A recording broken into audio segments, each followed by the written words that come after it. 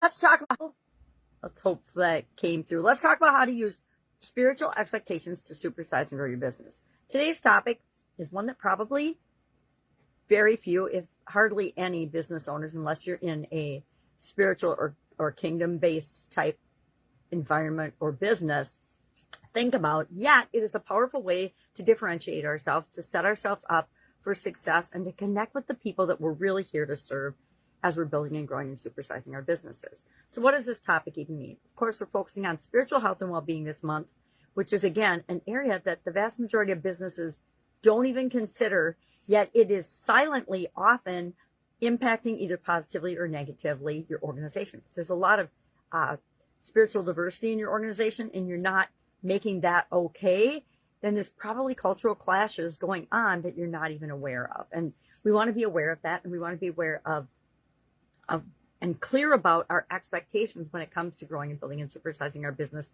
and positively impacting our culture. And spiritual components, spiritual aspects of us as human beings needs to be taken into consideration as part of that. All 9 areas need to be taken into consideration if we want to build and grow and supersize our business and make the world a better place. And I'm like, if you don't want to make the world a better place, please don't listen to me. Please don't follow me. Go out and do your own thing, but get somebody else to help you. There's thousands and thousands and thousands of people that can help you build and grow and supersize your business. And they don't care whether you make the world a better place or not. I, on the other hand, do, because I know what we put out into the world comes back to us tenfold. And I say that means you should always be putting good into the world. Just my opinion. So today we're going to ask ourselves not a series of questions, but a couple of questions that I think are important, and you may not have ever considered them before. I know, a couple of decades ago, when it came to certain topics, we just didn't go there at work and in my businesses. They were religion and politics, because people have such deep-seated emotional attachments to different feelings, different beliefs, different values in those areas. It just was like back in the day, and this was before the internet was really a huge impactor.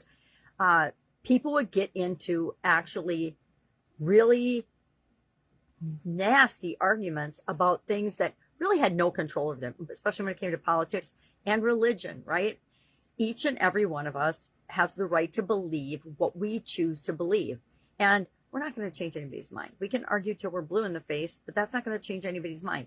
We each have the power individually and collectively to change our own minds. And nobody else is going to change it for us. We're not going to let them. That's part of our free will.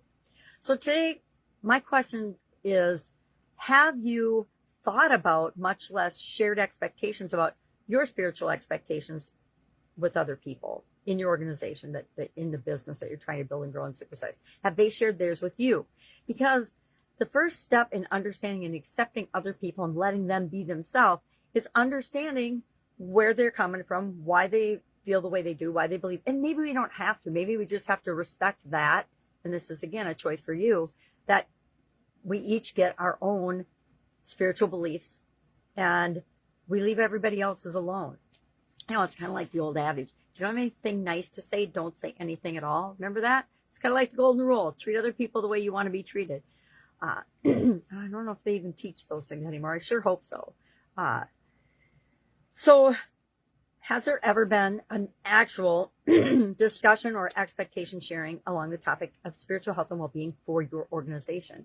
And, depending on your business, depending on the size of your business, it might be a bigger cultural impact than in others. I mean, if you're a 3-person organization, it's pretty easy to sit down and talk about, hey, these are our spiritual expectations of one another, of ourselves. I think it's really powerful to share what your own personal spiritual expectations are for yourself.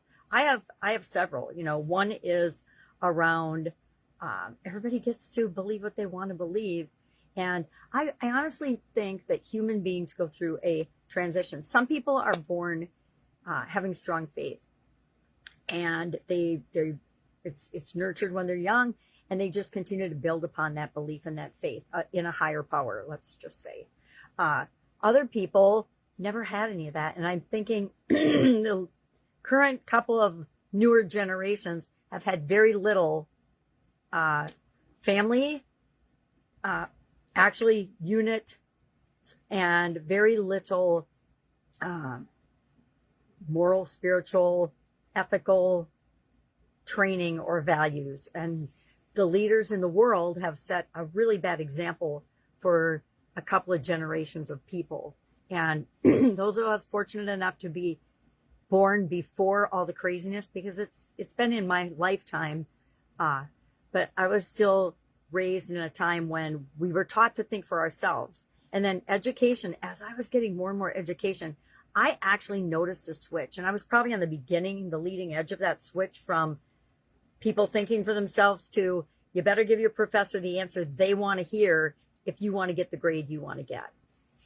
And I kind of watched that happen with horror, and made decisions based on that following my formal education. But I think that part of it is we need to share our expectations with one another. So how will you today, share in the comments below, how will you, if you haven't done this yet, start the conversation or have a conversation or share your expectations? And I say, start with yourself because that's always the most powerful way to lead.